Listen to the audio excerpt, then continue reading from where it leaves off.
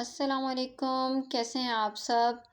तो जी आज मैं बना रही हूँ करेले चिकन अपनी मदर इन लॉ की स्पेशल रेसिपी से।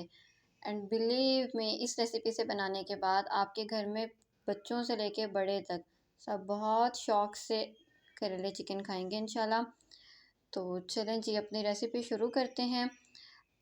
करेले चिकन बनाने के लिए मेरे पास हैं आधा किलो करेले। इन्हें मैंने अच्छी तरह से छील लिया था और अच्छे से छीलने के बाद इन्हें 2 टुकड़ों में काट लिया था और फिर एक चम्मच की मदद से दरमियान से सारे इनके बीज निकाल लिए थे।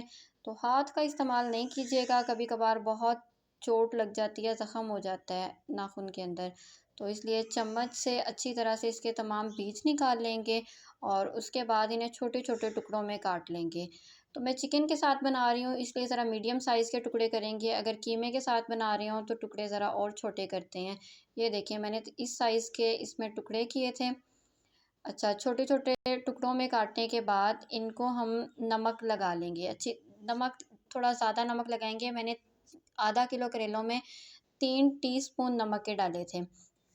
तो नमक लगाने के बाद इन्हें अच्छी तरह से मसल लेंगे। अच्छा, नमक लगाने के बाद ना इन्हें छोड़ना नहीं है, कुछ टाइम के लिए छोड़ना नहीं है, अच्छी तरह से मसलते रहना है ताकि साथ के साथ उनका पानी निकल आए।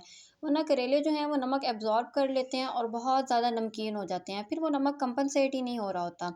अच्छा, तो जब पानी छोड़ देंगे ये अच्छी तरह से इनका पानी निकाल देंगे, अच्छे से इनको निचोड़ेंगे ज़ोर लगा के। तो सारा पानी निकालने के बाद ऐसे थोड़ा-थोड़ा करके पानी निकालते जाएँगे और करेले एक अलग साइड पे रखते जाएँगे। और बस जब हम सारे करेले हो जाएँगे तो ये वाला पानी वेस्ट कर देंगे और जो करेले हैं उन्हें साफ़ पानी से धो लेंगे। एक बड़े बर्तन में पानी डाल के 2-3 दफ़ा करके धोएँगे ताकि जो एक्सेस नमक है वो सारा इनमें से अच्छी तरह से निकल जाए। तो पानी से धोने के बाद फिर इन्हें एक दफ़ा निचोड़ेंगे, सारा पानी इनमें से निकाल लेंगे। बिल्कुल जब खुश्क हो जाएँगे हमारे करेले तो फिर हम इन्हें फ्राई करेंगे। तो तकरीबन एक बर्तन में मैंने 4-5 टेबलस्पून के करीब तेल लिया था। इन्हें शैलो फ्राई करेंगे, डीप फ्राई नहीं करना वरना सारा इनका मॉइस्चर ख़त्म हो जाता है, हार्ड हो जाते हैं। तो मेरी गैस भी चली गई थी, मैं इंडक्शन प्लेट पे अब काम कर रही हूँ। तो अच्छा, जब तेल गरम हो जाएगा फिर हम इसमें अपने करेले डालेंगे और इन्हें गोल्डन ब्राउन होने तक फ्राई करेंगे। तो ध्यान रखना है ज़्यादा फ्राई नहीं कर देना वरना सख्त हो जाएँगे। तो जब गोल्डन ब्राउन हो जाएँगे फिर हम इन्हें बाहर निकाल लेंगे और अच्छा, और फिर इसी तेल के अंदर मैंने एक आलू जो है छोटा-सा बारीक-बारीक काट के डाल दिया था। ये ऑप्शनल है, अगर आपके बच्चे पसंद करते हैं तो ये डाल लीजिएगा। तो मेरे बच्चों को पसंद था इस वजह से मैंने एक आलू बारीक-बारीक काट के डाल लिया था। अच्छा, तो आलू को भी ऐसे ही गोल्डन ब्राउन करेंगे और बस बाहर निकाल लेंगे। तो ये देखें आलू और करेले बिल्कुल हमारे फ्राई हो गए हैं। इन्हें एक साइड पे रख लेंगे और तब तक हम चिकन तैयार करेंगे अपना। तो एक पैन के अंदर मैंने तकरीबन आधा कप के करीब तेल लिया है। अच्छा, जब हमारा तेल गरम हो जाएगा ना तो ये एक बड़ी ज़रूरी चीज़ है, ये करेलों में लाज़मी डालिएगा। आधी चम्मच जो है सौंफ, इसको दरकुचा सा कर लेना है, वो डालेंगे। जब कड़कड़ा जाएगी ना तो इसके अंदर हम प्याज डाल लेंगे। प्याज डालने के बाद इन्हें फ्राई करेंगे, बहुत ज़्यादा ब्राउन भी नहीं करना। जब ये गोल्डन ब्राउन से हो जाएगी तो हम इसके अंदर डाल देंगे अपना चिकन। मेरे पास है तकरीबन आधा किलो, 500 ग्राम के करीब मेरे पास चिकन है। तो हम प्याज़ों में वो चिकन डाल देंगे और चिकन की भुनाई करेंगे।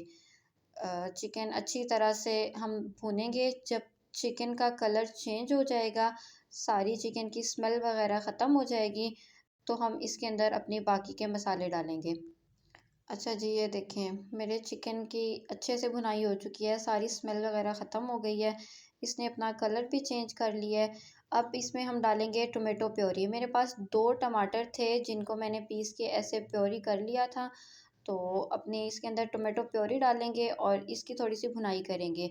जब तक टोमेटो का अपना पानी टमाटर का बिल्कुल खुश्क हो जाएगा, फिर हम इसके अंदर डालेंगे हल्दी और साथ में डालेंगे ज़ीरा। हल्दी, ज़ीरा, और मैं करेले जो हैं वो हरी मिर्च में बनाती हूँ, इसमें मैं लाल मिर्च नहीं डालती, इसलिए साथ में हम डालेंगे हरी मिर्च। ये मेरे पास 4 हरी मिर्चें थी जिसको मैंने लंबा-लंबा काट लिया था। तो अच्छा, याद रखना इस रेसिपी में नमक नहीं जाएगा, क्योंकि हमने करेलों को नमक लगा के धोया हुआ है, इस वजह से हम यहाँ पे कहीं भी नमक शामिल नहीं करेंगे। तो नमक नहीं डाल देना, फिर नमक बहुत ज़्यादा तेज़ हो जाएगा। अच्छा, तो मसाले डाल लिए हैं हमने, टमाटर डाल लिया है, फिर इसकी अच्छी तरह से हम भुनाई कर लेंगे ताकि सारी चीज़ों का टेस्ट आपस में मिक्स हो जाए, किसी चीज़ की कच्चे की स्मेल ना रहे। फिर हम इसके अंदर बिल्कुल थोड़ा-सा डालना है, मैंने तकरीबन 1 चौथाई कप के करीब पानी डाला था। पानी डाल देंगे और फिर इसको कवर कर देंगे। तकरीबन 10 से 12 मिनट के लिए कवर करेंगे ताकि चिकन बस टेंडर हो जाए। देखें ये चिकन टेंडर हो गया है, पानी जो हमने थोड़ा-सा डाला था वो खुश्क हो गया है। अच्छा, तो इसकी बस बिल्कुल चिकन इस टाइम पे गला हुआ है, बिल्कुल हल्के-हल्के हाथ से इसकी भुनाई करेंगे ताकि टूटे वगैरह ना। तो जब थोड़ा बहुत जो पानी रहा बचा हुआ होगा वो भी खुश्क हो जाएगा अच्छी तरह से। फिर हम इसके अंदर डालेंगे अपने फ्राई किए हुए करेले और आलू। अब इस टाइम पे हर चीज़ बड़ी सॉफ्ट सी है तो ज़रा ध्यान रखना है। तो हल्के हाथ से मिक्स करेंगे और साथ में हम इसमें डालेंगे ये योगर्ट। तकरीबन आधे कप के करीब मेरे पास ये दही है, तो हमने इसके अंदर दही डाला है, उसको अच्छे से मिक्स किया है। फिर दही वाली प्याली में ही बिल्कुल थोड़ा-सा मैंने पानी फेर के इसके अंदर डाला था। तो तकरीबन 2 टेबलस्पून के जितना कलौंजी, तो ये बड़ी लाज़मी चीज़ है इसमें, तकरीबन आधे चम्मच के करीब कलौंजी डालनी है और पुदीना डालना है, हरा धनिया नहीं है, ये पुदीना है। पुदीना बारीक-बारीक काट के फ्रेश पुदीना मेरे पास तकरीबन आधी गुट्टी थी, मैंने वो डाल दिया था। पुदीना डालेंगे और फिर इसको अच्छे से मिक्स करने के बाद तकरीबन हम इसको 5 मिनट के लिए स्टीम करेंगे। 5 मिनट के लिए इसको ढक के रख देंगे ताकि दही का पानी खुश्क हो जाए और अच्छे से हर चीज़ का टेस्ट आपस में मिक्स हो जाए। तो 5 मिनट के बाद खोलेंगे, ऑयल छोड़ा हुआ होगा, हर चीज़ अच्छे से कुक होगी। जो करेले हैं वो भी अच्छे से टेंडर हो चुके होंगे, बस फिर इसको डिश आउट कर लेंगे। ये बहुत मज़ेदार से करेले चिकन तैयार है, इसमें हर चीज़ का बहुत अच्छा-सा टेस्ट आएगा। करेले का, पुदीने का, कलौंजी का। तो चलें जी एन्जॉय कीजिए। फिर मिलेंगे एक नई रेसिपी के साथ। अल्लाह हाफ़िज़।